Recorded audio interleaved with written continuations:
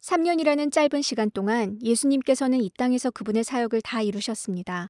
그 기간 동안 예수님은 각계각층에서 온 사람들을 사랑하시고 그들과 교제하는 데 집중하셨습니다. 그것이 그분의 사역이었습니다. 예수님은 바리새인이나 서기관과 같은 당시 사회에서 중요하다고 여겨지는 사람들과도 시간을 보내셨지만 어부와 농부, 세리와 같은 평범한 사람들, 또한 사회에서 죄인으로 낙인 찍힌 사람들과도 많은 시간을 함께 하셨습니다. 부자든 가난한 사람이든 권력이 있던 없던 간에 그들은 모두 예수님에 대해 같은 질문을 했습니다. 도대체 이 사람은 누구인가? 일부 지각이 있었던 유대인들에게는 예수님이 약속된 메시아인 것처럼 여겨지기도 했지만 다른 이들에게 예수님은 그러기에는 많이 부족하게 여겨졌습니다. 왜 이렇게 의견이 달랐을까요? 이것을 이해하기 위해 우리는 유대 역사를 이해하고 그것이 1세기 많은 유대인들이 지니고 있었던 그들의 문화와 사고방식, 기대치에 어떤 영향을 끼쳤는지 살펴볼 필요가 있습니다. 성경 전반에 걸쳐 하나님은 그분의 선하심을 나타내십니다. 예수님이 태어나시기 약 2000년 전 하나님은 아브라함에게 그의 후손을 통해 큰 민족을 이루시고 그 민족을 통해 온 인류를 축복하시겠다는 약속을 하셨습니다. 그들은 축복의 통로가 되기 위해 축복을 받았습니다. 그로부터 하나님은 그들의 위대한 구원자로 그분의 신실하심을 끊임없이 보여주셨습니다. 하나님은 그의 백성을 애굽의 종살이에서 해방시키셨고 여러 압제들로부터 그들을 거듭 구해주셨습니다. 나아가 하나님께서는 더 큰 압제자, 곧 그들의 죄로부터 그들을 건져내시기 위해 율법을 통해 그분의 거룩하심과 인자하심을 보이셨습니다. 성전을 가득 채우는 하나님의 임재와 영광으로 하나님께서는 그의 백성 가운데 거하셨습니다. 하나님께서 그들에게 요구하신 것은 단 한 가지, 하나님을 대표하는 나라로 세상과 구별된 신실한 민족이 되라는 것이었습니다. 하지만 고대 히브리인들이 이러한 책임을 다하지 못한 경우가 무수히 많았다는 것을 그들의 역사를 통해 알 수 있습니다. 많은 이들이 하나님의 율법을 무시했고 하나님을 당연시했으며 심지어 이스라엘의 거룩하신 분 대신 다른 신들을 섬기기까지 했습니다. 하나님께서는 선지자들을 통해 그들의 마음과 생각을 그분께로 돌이키라고 부르셨고 그들의 불순종의 대가에 대해 경고하셨지만 그들은 하나님의 권고를 무시했습니다. 마침내 여러 세대에 걸친 경고 끝에 하나님께서는 서기 586년 독립국가였던 히브리 왕국, 즉 남유다 왕국이 바벨론에 의해 멸망되고 그들의 포로가 되어 예루살렘과 성전이 폐허가 되는 것을 허락하셨습니다. 하지만 한 세대가 흐른 후 페르시아는 바벨론을 무너뜨리고 포로로 잡혀갔던 히브리인들이 다시 그들의 땅으로 돌아가도록 허락했습니다. 그러나 그들의 상황은 두 가지 면에서 이전과 달랐습니다. 첫째, 다윗의 후손이 아닌 이방인의 왕이 그들을 다스렸다는 것입니다. 둘째, 예루살렘 성전 재건 후 그들은 하나님의 영광이 이전처럼 그들 가운데 거하지 않는다는 것을 곧 깨달았습니다. 이러한 이유로 그들은 비록 그들이 바벨론에서 그들의 땅으로 되돌아왔지만 한편으로는 그들의 망명 생활은 계속되고 있다는 것을 느끼기 시작했습니다. 오랜 시간이 흐르면서 많은 유대인들은 하나님께서 그들을 망명 생활로부터 완전히 구원해 주실 것을 고대했습니다. 그들은 그들에게 주신 말씀 가운데 하나님께서 그들의 조상에게 행하신 놀라운 구원과 마찬가지로 또 다른 놀라운 구원을 약속하셨다는 것을 발견했습니다. 다니엘 선지자는 하나님께서 그들을 압제자들로부터 다시 한번 구원하시고 인자를 통해 하나님의 나라를 회복하실 때에 대해 예언했습니다.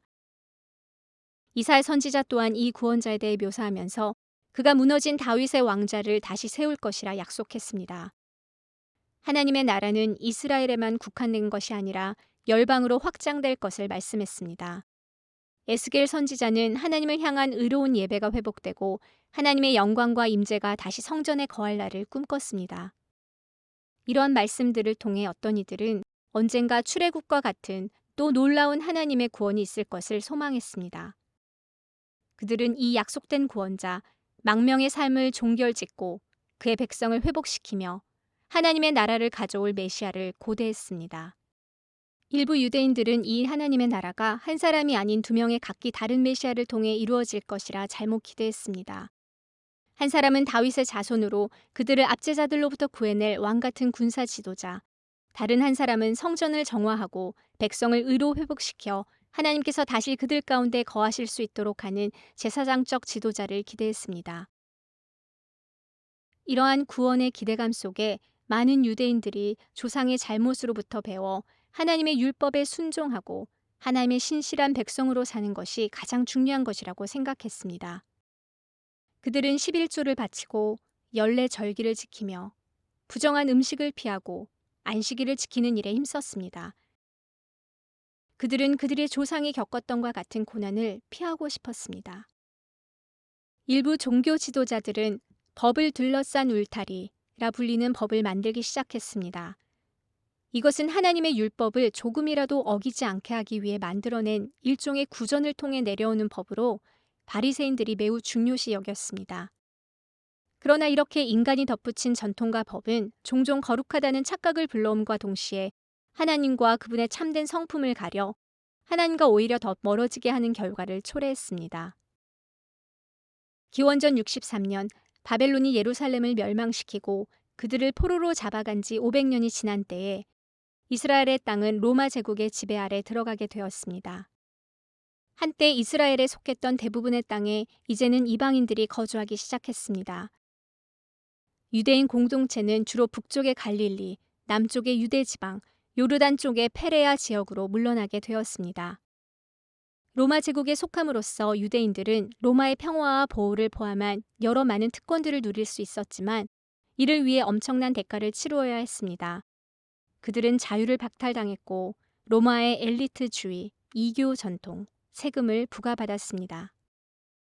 일부 유대인 엘리트들, 즉 대제사장과 사두개파와 같은 분파는 동료 유대인들의 낙관주의나 메시아에 대한 소망에 동의하지 않고 지금 현재의 삶이 그들이 바랄 수 있는 전부라 믿었습니다.